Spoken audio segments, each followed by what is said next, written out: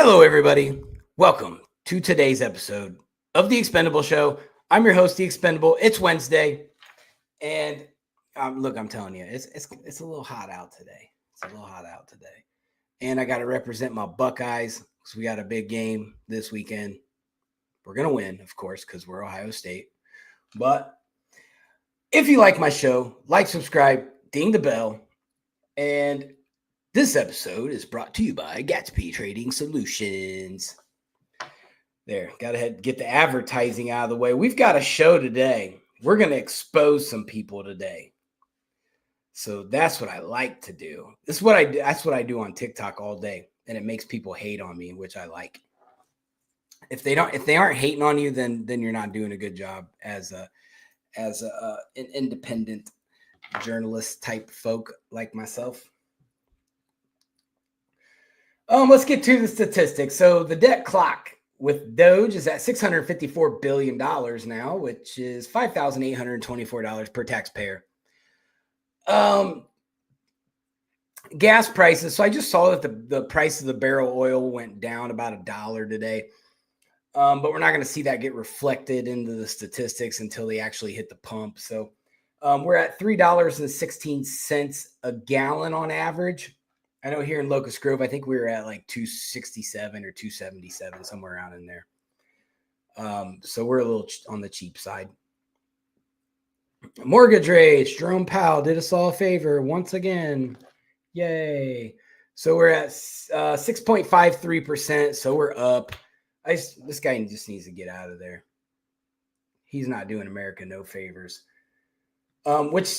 Speaking of which, so with the government shutdown, you would think that the stock market would have took a huge hit today, but no, it didn't. It went up. So we're at $46,441.10 is what the Dow Jones closed at today. So, I mean, does the government being open really affect anything? Doesn't seem so.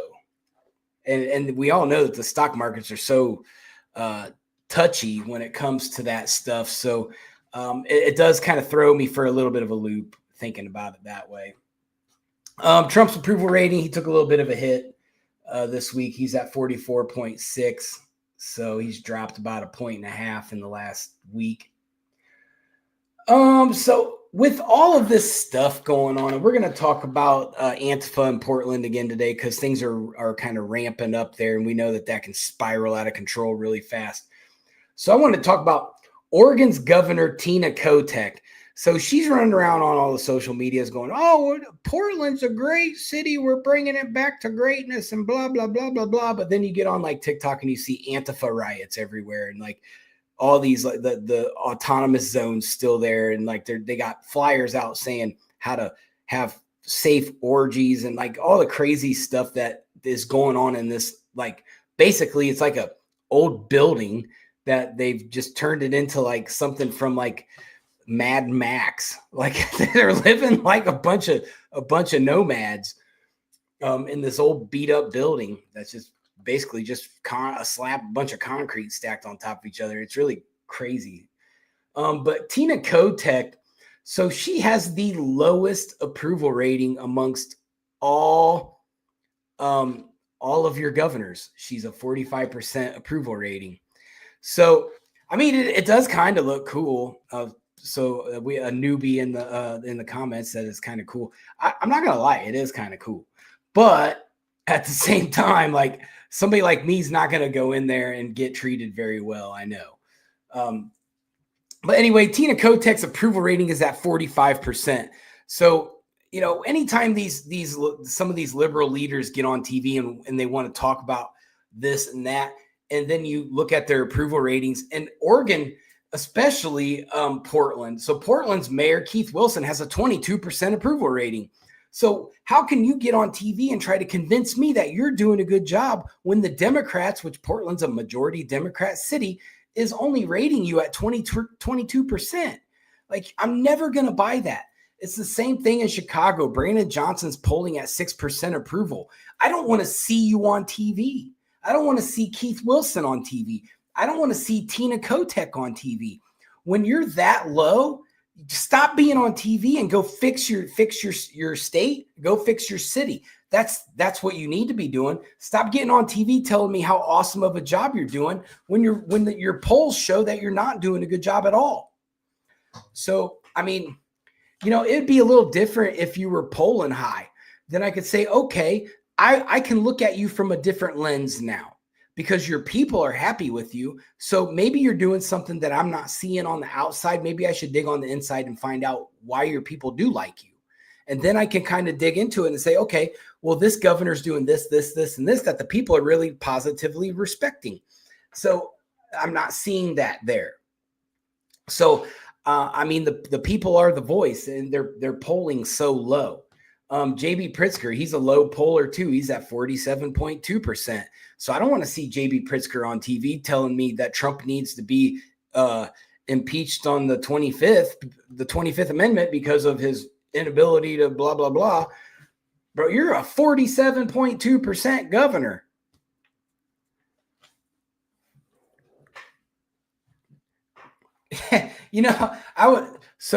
Lizard Boy made a very valid point, and I'm going to bring it up. And he said, what's funny is the Antifa kids don't even like the liberal politicians, but the Democrats think that Antifa likes them. Those kids are they're anarchists and communists, not Democrats. You are exactly right. I was just thinking about that earlier today and yesterday. I was like, and when you watch the videos of the creators going in there, they hate all of the media, not just like the Fox News people or like some of the independent creators that go in there. They don't even identify as a lefty or a righty. They're just in there trying to talk to people. Them Antifa people don't want nobody in there. They don't care what party you belong to. They don't want you there. They are an anarchist group that want their own like set of rules. And even Portland went to the extent to try to cater to that. They said, well, you guys can kind of govern your own little area, and we're going to change our government where basically the panel, they don't want to be filmed at all. That's a big thing. But they have their own, like the mayor doesn't make all the decisions, or in most towns the mayor doesn't anyway. The city council generally, they all kind of co-mingle. But they have like this panel that specifically deals with them. So it's a little bit different there in Portland. I don't know how they get away with that, but they do. So before I get into the Antifa Portland situation, so the Democrat Party is only polling at 30%, which is lower than the Republican Party, which is polling at 38%. And that's according to Quinnipiac's polls. So we've got... I don't want to hear none of these guys talk for real. The Republicans, Democrats, if you're polling that low, just shut up and go to work. These guys in Congress, and when we talk about Democrat polling versus Republican polling, we're generally talking about Congress. That's people judge Congress. So when these guys are on a month shutdown and then they only go to work for 3 days a week, how am I supposed to believe that you're doing a good job? And then you want to get up there and say, we're doing everything we can. You're polling at 38%. You're not doing everything you can. You're polling at 30%. You're not doing everything you can. Sorry, I don't buy it. So until I start seeing actual results, I'm just not buying it. Sorry. I know that I have politicians that do check in on my show, and they're not going to like hearing that, but it's the fact of the matter. Y'all poll too low for me to really support you. So Antifa in Portland, let's talk about it. So a Portland man with ties to Antifa, his name is Justin Bowen. And he publicly called for disruption of a Christian memorial and worship event organized by the Kingdom Movement. His social media post urged confrontation using inflammatory language. Bowen has a history of arrests dating back to 2020 to 2021 during the riots, including charges for assault, disorderly conduct, unlawful weapon use, and he remains under trial for multiple counts, whatever that means. Rachel, welcome. You didn't miss much. We just made fun of people. That's it. So the event he targeted was linked to the conservative activist Charlie Kirk, whose assassination in Utah has intensified tensions nationwide. I don't know if anybody saw it on the news, but they did defuse a live bomb at that university they were at yesterday. It was a legit bomb. I watched them defuse it, and it blew up inside of their little bomb box. So that could have been a super, super serious thing. Luckily, the authorities did a good job of securing the perimeter and finding it ahead of time. That could have been a bad thing. Oh my goodness, they got Ro Khanna on TV. What a worthless politician. So what does Trump say about all of this? So Trump says he authorized the deployment of 200 Oregon National Guard troops to Portland, citing threats from Antifa and other domestic extremists. The White House described Portland as suffering from Antifa-led hellfire. I like that. I like when Trump describes things. It's very descriptive, and I like it. He referenced violent clashes, property damage, and attacks on federal officers. Oregon officials, including Governor Tina Kotek, are legally challenging the federal deployment, arguing it infringes on state sovereignty.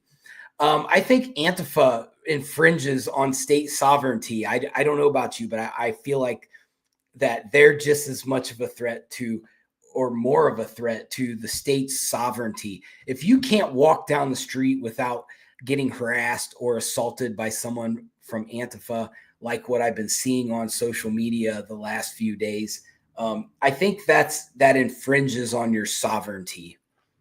I know it would infringe on my individual sovereignty. So that's where we're at. So it's going to be up to how that plays out in the next couple of days. I know they're going to challenge it in court, but they're not going to go out there and they're not going to try to stop Trump. Trump's going to be able to go in there with the National Guard. The National Guard's going to do what they do, and he's going to clean it out, and hopefully they'll disassemble the autonomous zone. I have not listened to Jimmy Dore, by the way. I should probably look into that. Probably. So let's go into the government shutdown and find out what's what. This is going to be where all the interesting stuff comes out, because I looked into it very deeply on what is going on. So basically, the Democrats are complaining about healthcare. Okay. They always do. What is it about the healthcare? So I watched Mike Johnson talk about it a little bit today, and he was like, "Look, they want healthcare for the immigrants, the illegal immigrants, anybody that they can just hand stuff out to. They want to hand it out to." Trump's come out and he said, "Look, we're not going to do that." And on top of that,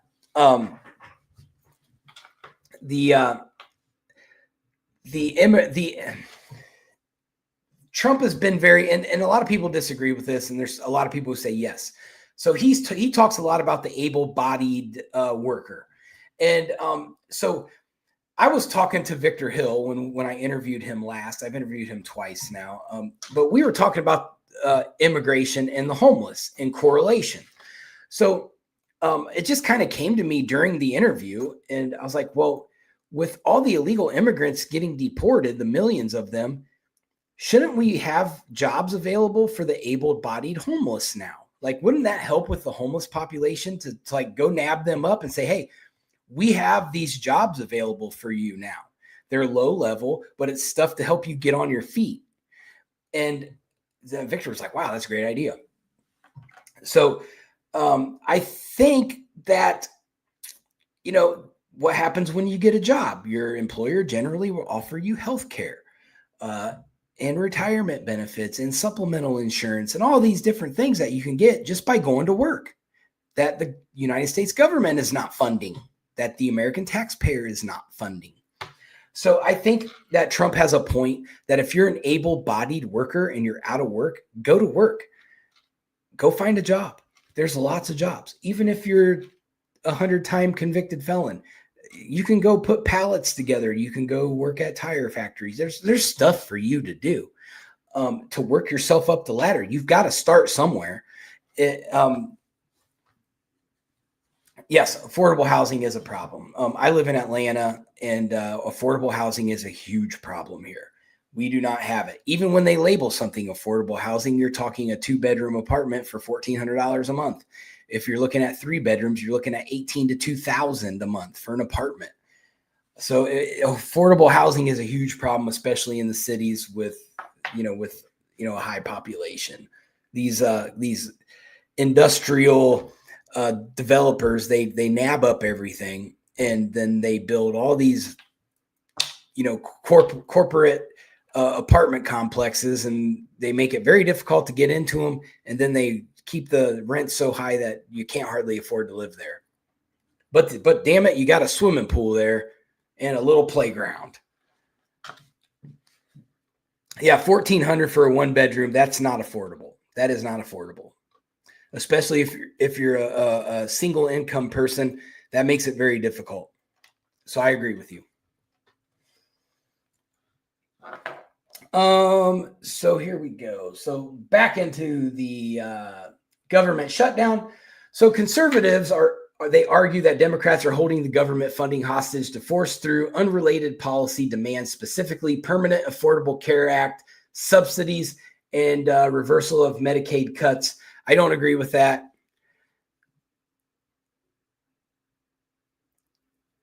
Rachel, you could handle being homeless. You're an outdoors person anyway. You'd probably prefer to live in a tent or be homeless, or just get creative and build your own cardboard box mansion and live off of open smoke fires. And I need some chili. I bought some stuff to make chili this weekend. I'm making some chili. Might do it over the fire. Anyway, just Rachel distracted me.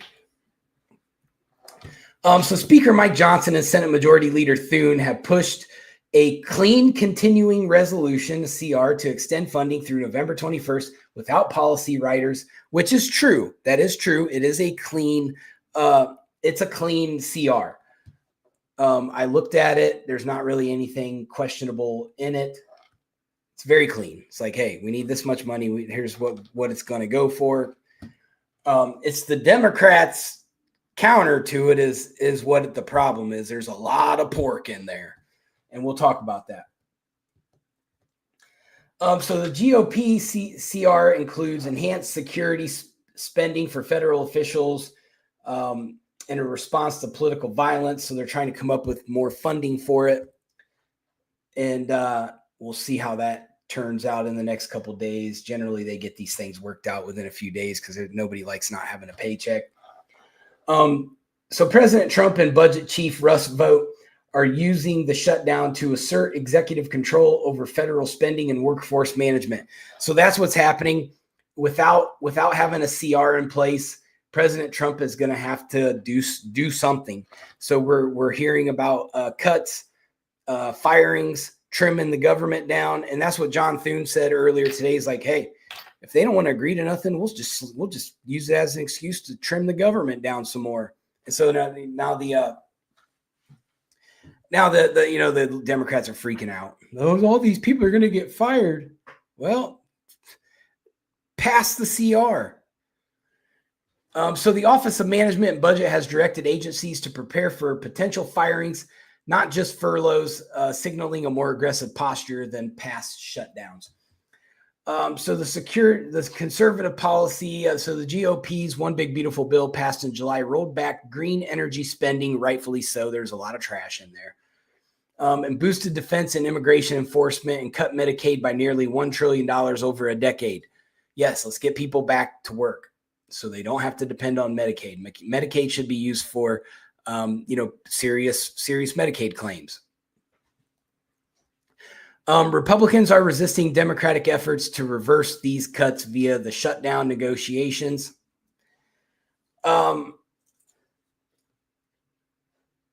So Republicans are framing the shutdown as a necessary stand against fiscal irresponsibility and executive overreach by the Democrats. Senator Ron Johnson has proposed legislation to permanently prevent shutdowns by automatically extending current funding levels, challenging Democrats to oppose a simple solution. And they are. They're opposing a very simple solution.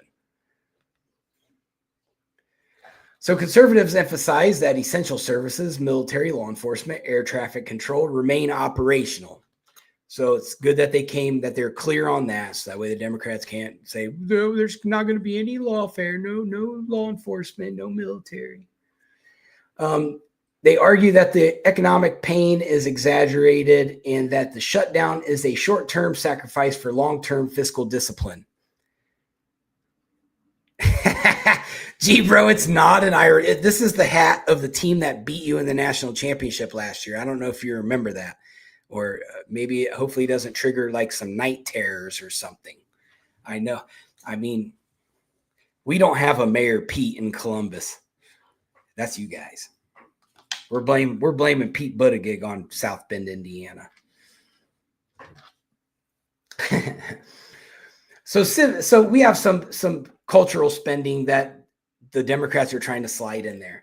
$3.5 million for Detroit's Thanksgiving parade. I know. It's easy to forget important events like that when you're traumatized.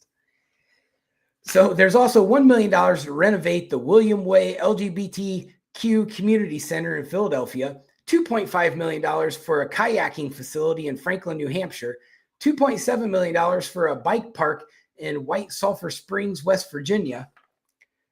That's some of the pork. There's more. $4 million for the Alaska King Crab Enhancement Project. $1.4 million for a solar farm in Wisconsin, despite low solar suitability. So it's not even a place where you can put solar, but they're going to spend they want to spend $1.4 million to do it. $850,000 for Norwalk, California's bus stop equity project. I don't know. What are they going to do? Put up a sign that says blacks only bus stop? Does that sound familiar? This is how deluded they are. They're delusional. Their logic's deluded. They don't understand that what they're doing is creating. Well, I think the higher ups of the Democrat Party understand that their policies do create segregation. They do create social class status. They do all kinds of negative things for society, but they're the sheep will sheep, and they keep voting for these idiots. So there's a $33 million earmark from Lindsey Graham in there, I found. Our favorite crooked talking congressman from South Carolina. That is a Republican, which I can't stand him. Yes, continue to fight solar. Well, I mean, solar has a purpose. I'd rather have solar than have windmills. Those windmills in Van Wert and Paulding County back home in Ohio, big giant waste of money. But anyway, so Lindsey Graham's got $33 million set aside for a new trail at Coastal Carolina University and an ROTC facility at the University of South Carolina. There's $1.5 million for a fire station in Richfield Springs, New York, requested jointly by Elise Stefanik and Kristen Gillibrand. So that's something I don't mind seeing. We need to have better rescue stuff. There's hundreds of millions of dollars for rural airport upgrades, sewer systems, and highway projects, many in low population areas. It depends on how bad the roads are. Senator Mike Lee and Senator Rick Scott have blasted the bill for vote buying pork and wasteful spending. So that's their rebuttal to the Democrats' side of it, even though Lindsey Graham has his little piece of the puzzle in there. The good thing is we are seeing more transparency in these. We're seeing them get posted online. So go look and see all the stuff they put in there. Those are the key points that I wanted to point out. Next, Trump has now replaced the cartels as the greatest drug dealer ever. Yeah, Trump's a drug dealer now. So Trump met with Pfizer yesterday, and like a very, very significant pharmaceutical operation happened. Trump is going to make things cheaper for everyone. So here's what we found. Pfizer agreed to lower prices for Medicaid to match those charged in other developed countries. I don't think we're paying 3 times more on pharmaceuticals than other countries. We're basically supplementing the pricing of countries that they know can't afford it but still need the pharmaceuticals. So Trump's slashing that. Pfizer's agreed to do it. Hallelujah. It's about time. This includes blockbuster drugs like Xeljanz. We're now getting at a 40% discount, which is for rheumatoid arthritis. Zavzpret, which is for migraines, that's a 50% drop. Eucrisa, which is a drug for dermatology, that's an 80% discount. Duavi, right? I suck at pronouncing stuff. That's for osteoporosis. It's for steep cuts. Drink milk. So there's also going to be tariff relief in exchange for U.S. manufacturing. Trump has threatened a 100% tariff on imported branded drugs unless companies built plants in the U.S. Good idea. For one, I don't want China making our pharmaceuticals, which is where most of our pharmaceuticals are made. Any other country, I still don't want them made there. Why are our pharmaceuticals not made in the United States 100%? Why are we trusting China to make our pharmaceutical grade drugs? That just is a setup for failure. I mean, did they not just have the China virus? And we're trusting them to make our drugs. That is a stupid idea. Whoever did that 50 years, 60 years ago was a complete moron. Pfizer secured a 3-year grace period from tariffs by committing to $70 billion investment in U.S. manufacturing and R&D. They also reparation for foreign profits to benefit American patients. So now we have direct-to-consumer platforms, which Trump has called it Trump RX, which is awesome. See, Trump's a drug dealer. I told you. He's the new Pablo Escobar. He's launching that in 2026. Trump RX will allow Americans to buy discounted drugs directly from manufacturers, cutting out the middleman, saving us hundreds and hundreds of thousands of dollars, probably billions. I just made that up. But it is going to save us a lot of money. Cutting out the middleman's huge. I'm sorry, I have a friend who is a pharmaceutical broker, and he is probably going to lose a lot of money. Sorry. Not sorry. Pfizer will select drugs up to 85% off, bypassing pharmacy benefit managers and insurers. Trump declared the United States is done subsidizing the health care of the rest of the world. Amen. Other drug makers like Eli Lilly, Merck, Amgen, AbbVie, and GSK are expected to follow suit or face tariffs. Trump did a huge thing. He's going to make all the pharmaceutical companies fall in line. This is huge for Americans. Great idea. The Democrats have yet to find anything to complain about with it yet. At least I haven't seen it. Or maybe they will. This is going to hurt like people. Mitch McConnell is the largest contributor of pharmaceutical money. Big Pharma owns Mitch McConnell. So this is going to hurt his piggy bank. I'm sure he's probably huffing and puffing. So next on the agenda, Pete Hegseth met with our military leaders, generals and admirals and all that to talk about the warrior ethos. So I loved it. I watched the whole thing. I was supposed to be working, but I was watching it. So over 800 generals, admirals, and senior enlisted leaders were summoned from around the world with no disclosed agenda. The gathering was described as eyeball to eyeball and unprecedented in U.S. military history. So a lot of good comments come out of that, even though the left is saying it was a meeting of communists and fascists and dictatorship, whatever. You guys complain about everything. Attendees included commanders from conflict zones in the Middle East, Africa, and Indo-Pacific. So Hegseth he put 10 new standards out. Hey, we're going to stop all this being babies. We're going to stop all this crying. We're going to stop all this. We're going to toughen up. We're going to get things done. Our military is about to turn into a war machine, as it should be. So the physical fitness is going to get an overhaul. There's going to be stricter combat readiness benchmarks. There's going to be grooming reforms, return to the highest male standard for combat roles.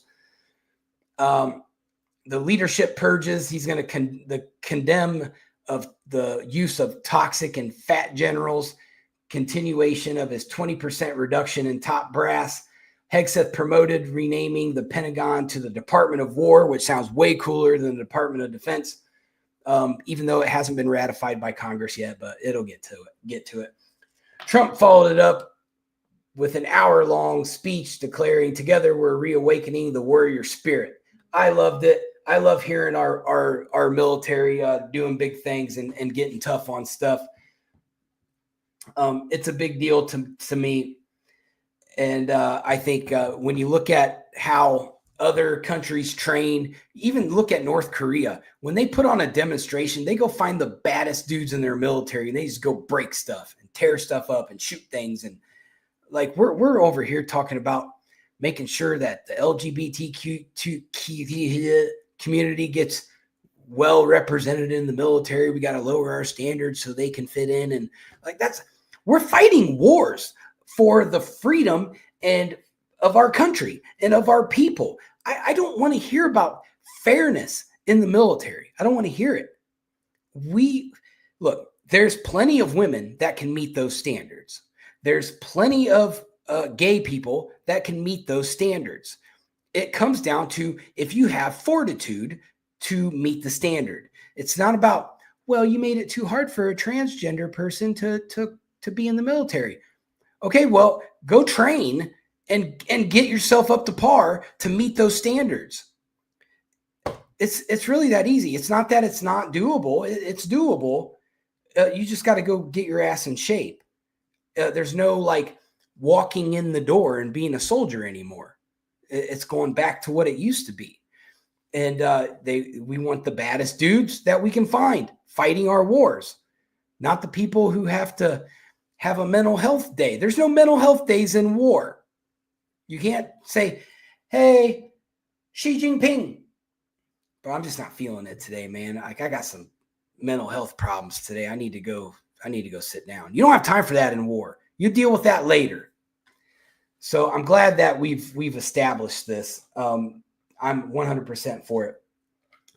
Trump then announced a $1 trillion investment into the 2026 military funding. He praised peace talks with Hamas and referenced his Nobel Peace Prize nomination. Trump's always got to give himself that pat on the back. The liberals hate it. So he did lay out an agenda for Hamas and said, hey, you guys get on board with this peace talk or bad things are going to happen. I'm going to unleash Israel to finish you off. So Hamas really doesn't have a choice. They got to release all the hostages or else.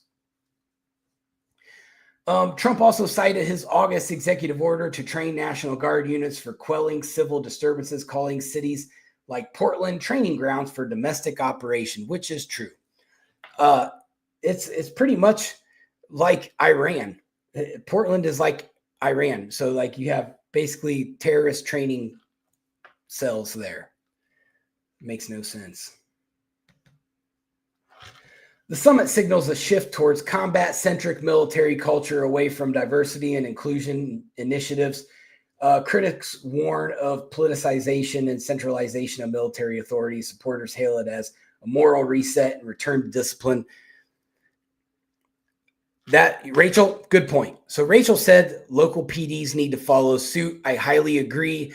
Like I said, we're about to get into my Kentucky updates. I see so many sloppy built cops.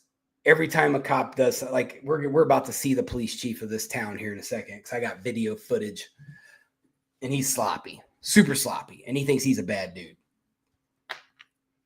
He couldn't beat his way out of a wet paper bag. So going into Kentucky, London, Kentucky, former Mayor Randall Weddle won his appeal and has been reinstalled as mayor.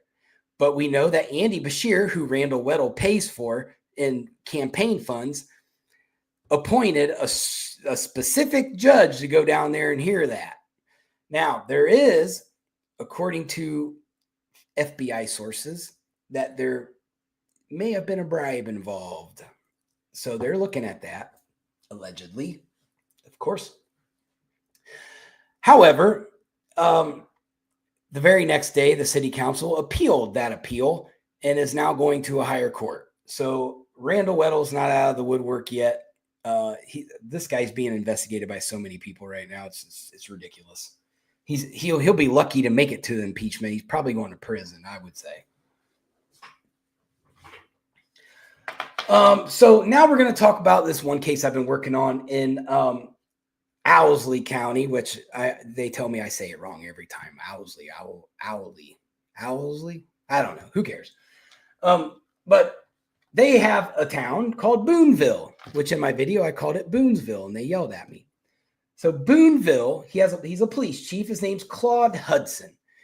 So Claude Hudson is probably the top shelf of your scumbags. I'm not real sure how he's still a police chief, but here in Kentucky, I'm not in Kentucky, I'm in Georgia. But in Kentucky, what they like to do is when cops get in trouble, they just migrate them to another jurisdiction. Say, hey, man, you're drawing too much heat, but I called my buddy over in the neighboring county. He said you can go over there. So that's what they do. These cops get in trouble and they just migrate them over to another jurisdiction to kind of get them out of the limelight. It's ridiculous. Nobody ever gets fired. So this guy, Claude Hudson, what got brought to my attention was how he does things. So he is the police chief of Boonville. He's also a full-time mailman. And he's also the school resource officer. He makes 3 full-time paychecks in the same 8 hours every day. Tell me how that's legal. Tell me how that's not fraud. So that's that. That's the least of the worries of this guy. So let's go to 2018. He had an IPO out on him, which in Ohio and in surrounding areas, it's considered close to like a civil protective order. And that was out on his wife and daughter. So he violated that IPO very shortly after, was basically running around, following them around everywhere because he's a cop. I can do whatever I want. I don't have to follow these. So that was issued out of Jackson County, Kentucky. But he was staying in Knox County. That's where he was a deputy there for Knox County at that time. So part of that, there was allegedly a sexual assault involved in there. So he was under investigation. Knox County puts him on leave pending the investigation. Well, he realizes, from what I believe to be true, he realizes, hey, this is going to get exposed. I'm going to lose my career. So he resigns from the Knox Sheriff's Office. That was in 2019, before the conclusion of the investigation, which would have came back probably true of whatever the allegation was, which I'm guessing is the sexual assault. So then he was suspended, or I already said that. So now he moves over into Boonville, and he's the police chief, and that's where he's at currently. Currently, he's suspended from the Boonville Police Department by the mayor. Blah, blah, blah, Blowski is the mayor. He dodges any responsibility in this, even though he's covering up all this stuff. So here is the video of the accusation of Claude Hudson. So you have Claude Hudson here drinking out of the cup, this fat, sloppy police chief. This girl right beside him is not any relation to him. From my understanding, she is a worker or a patron. So he goes in there, gets real close into her, and you can kind of see when he moves away, his arm is around her. According to her, in her statement that is being looked at, so she hurried up and got away once he removed his hand, because he was groping her, and was her buttocks and everything. So that's what Claude Hudson does. And this isn't the only thing. He pretty much loiters. This is a BP gas station. So there's another video where the clerk during this altercation. I'm not going to show it because the memory was too heavy and I don't have the software to show it, but I have it. But he's also getting confronted by this clerk saying, hey, you're wrong for doing that. This is why you're going to get yourself in trouble. And he's like, I do whatever I want. And not in those exact words, of course, but he's basically blowing it off. And she's saying, hey, you're a hoe. Get out of here. Stop harassing these people. And he just refuses to do it. And then there's another video of him. And I'm going to pull that one up real quick because that one does fit.